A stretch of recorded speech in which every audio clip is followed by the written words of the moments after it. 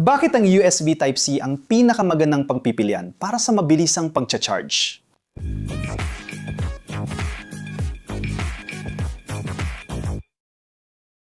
Kamusta mga mahilig sa ininjeriya? Tutuklasin natin ngayon ang isa sa mga dakilang misteryo at kamanghaan ng makabagong ininjeriya. Bakit naging hari ng mabilisang pagcha-charge ang USB-C na nagpapahintulot ng mga antas ng kuryente na dati ay hindi may isip para sa isang napakaliit na konektor? Kapag iniisip natin ang pag-charge ng ating mga device, ang bilis ay isang napakahalagang bagay. Pero ano ang dahilan kung bakit kaya ng USB Type-C maghatid ng malaking enerhiya sa maikling panahon? Ang sagot ay nasa isang matalinong kombinasyon ng pisikal na disenyo at mga advanced na protocol ng komunikasyon. Iba sa mga naunang bersyon nito, ang USB Type-C ay dinisenyo mula pa sa simula upang kayanin ang mas malalaking pangangailangan sa enerhiya. Hindi lang ito isang connector na maaring baliktarin at mag-inhawa. Isa rin itong tunay na mini power plant. Pero paano niya ito nagagawa? Nalalampasan ang mga limitasyon ng ibang konektor na halos 10 o 15 watts lang ang kaya? Ganito, ang kakayahan ng isang konektor na magbela ng enerhiya ay direktang konektado sa kanyang panloob na pagkakagawa at lalo na sa laki ng kanyang mga linya at konduktor. Isipin mo na lang na parang isang kalsada ito. Kapag mas malapad ang kalsada, mas maraming sasakyan ang sabay-sabay na makakadaan dito. At sa parehong paraan, ang mga pin at mga linya sa loob ng isang USB Type-C na konektor ay muling dinisenyo para maging mas matibay at mas marami. Habang ang mga lumang konektor ay kakaunti lang ang mga pin na nakalaan para sa kuryente at manipis, ang USB Type-C ay may 24 na pin. Marami sa mga ito ay nakalaan para sa mga tungkulin ng kuryente at grounding. At mas matibay ang pagkakagawa para kayanin ang mas malalakas na agos ng kuryente. Ibig sabihin nito, mas maraming kuryente ang maaring dumaloy dito na hindi nasosobrahan ng sistema. Sapat na ba ang mas malalapad na daanan ng kuryente para matiyak ang mabilis at ligtas na pagcha-charge? Oo, hindi lang ito tungkol sa laki, kundi pati na rin kung paano pinamamahalaan ang enerhiya na ito. Isa sa pinakamalaking hamon sa mabilisang pagcha-charge ay ang electrical na resistansya at pagpapalabas ng init. Ang kuryente na dumadaan sa konduktor ay nakakaranas ng resistansya na nagdudulot ng init.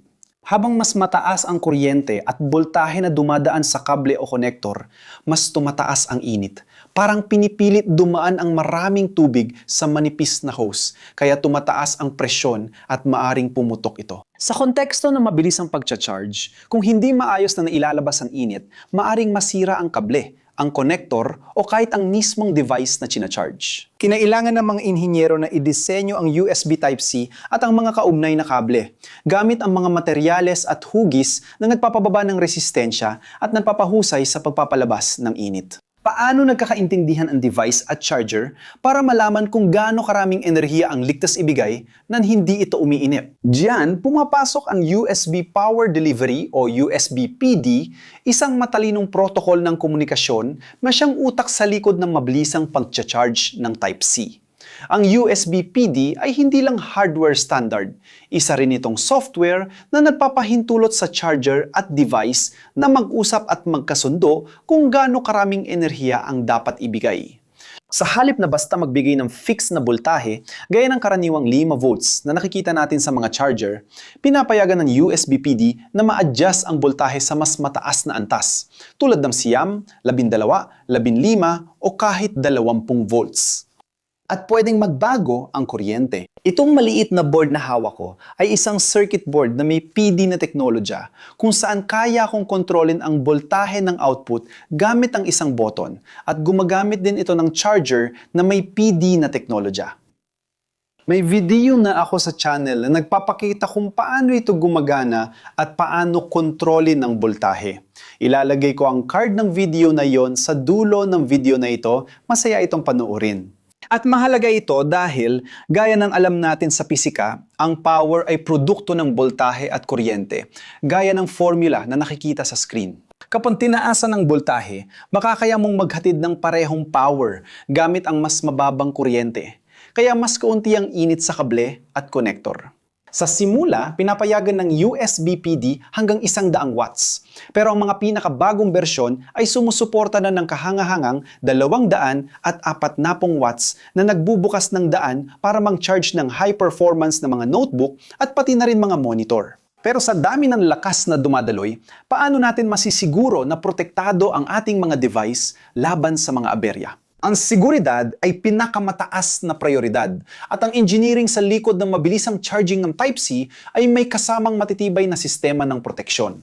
Ang mga protection circuit laban sa sobrang karga at short circuit ay talagang mahalaga. Nangyayari ang sobrang karga kapag ang device ay kumukuha ng sobrang enerhiya mula sa charger o cable o kapag ang charger ay nagbibigay ng sobra sa kaya ng device. Samantala, ang short circuit naman ay isang aksidenteng koneksyon na may mababang resistensya na maaring magdulot ng sobrang taas na daloy ng kuryente, nagreresulta sa matinding init at posibleng tanghanib ng sunog. Para maiwasan ang mga mapanganib na sitwasyong ito, ang mga charger at USB Type-C na device na may PD technology ay may kasamang mga power management chip na patuloy na nagmomonitor ng boltahe at kuryente. Kung may ma-detect silang aberya, pwede nilang agad putulin ang supply ng kuryente. Pinoprotektahan nito ang parehong charger at ang device, pero mahalaga rin ang kalidad ng mga pisikal na bahagi para sa kaligtasan, hindi ba? Totoo, mahalagang pagpili ng materyales para sa mga konduktor sa engineering ng Type-C. Para sa kahusayan at kaligtasan, dekalidad na kable at konektor ay gawa sa materyales na may mataas na konduktibidad. Ang tanso ang pinakakaraniwan at episyenteng material para sa wire na konduktor sa cable. Dahil sa mababang resistensya nito sa kuryente at makatuwirang presyo. Gayunpaman, para sa mga metalikong kontak ng mismong konektor kung saan nagaganap ang pisikal na koneksyon, madalas ginagamit ang ginto.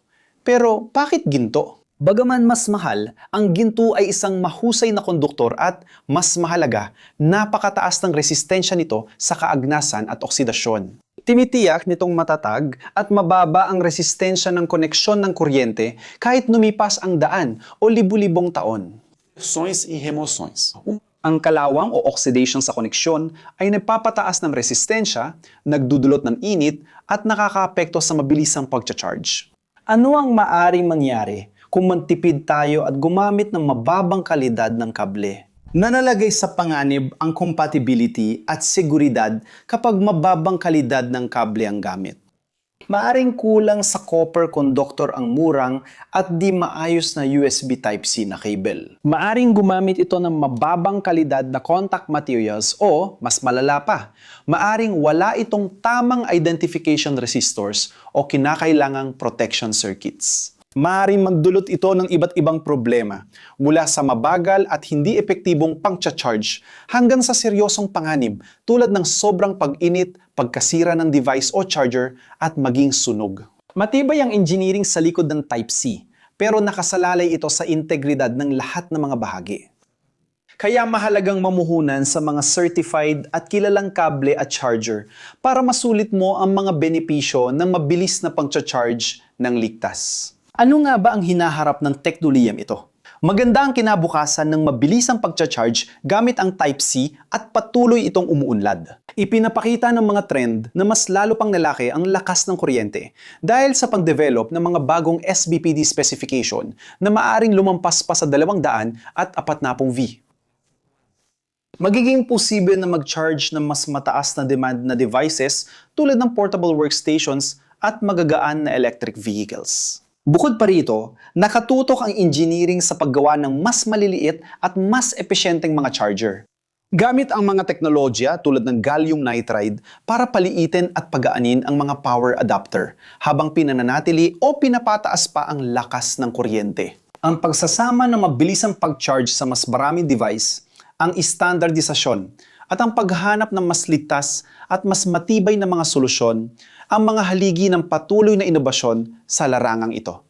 Ang USB Type-C ay hindi lang basta konektor. Isa itong platforma ng kuryente na humuhubog sa paraan ng pakikipag-ugnayan natin sa ating mga device. Kung nakarating ka hanggang dito at nagustuhan mo ang video, mag-subscribe ka na kung hindi ka pa nakasubscribe. I-like mo na rin at i-activate ang kampanilya ng mga notifikasyon. E se achar nosso conteúdo... Kung interesado ka, pwede kang maging miyembro para suportahan ang paggawa ng nilalaman at maalala ka sa aming mga video. Kung umabot ka rito, iniimbitahan kitang tingnan ang mga kursong nirerekomenda namin. Kaya itutok mo ang iyong cellphone sa QR code dito sa gilid o i-click ang link sa description tungkol sa aming mga kurso. Doon, makikita mo ang mga kurso sa Excel, 3D na pagmumodelo AutoCAD, pagsasalita sa harap ng madla at iba pa. Maingat namin pinili ang mga kursong ito na maaari namin patunayan ang kalidad. Kaya kung gusto mong iangat ang iyong karera, sulit itong subukan. Naiisip mo na ba ang lahat ng inhinyeriya sa likod ng maliit na kable na nakakapang-charge ng cellphone mo sa loob lang ng ilang minuto? Ano ang pinakamataas na power na nakita mong ginamit sa pag-charge ng isang device? Carregar via USB tipo C. Ilagay sa mga komento sa ibaba at ibahagi ang iyong karanasan. Sa gilid, may dalawang interesting na video na dapat panoorin para madagdagan ng kaalaman at kuryosidad mo. Kung gusto mo kaming suportahan, i-like ang video, mag-subscribe, i-activate ang bell at maging miyembro ng channel. Salamat mamamahilig sa ininyeria. Kita tayo sa susunod na video.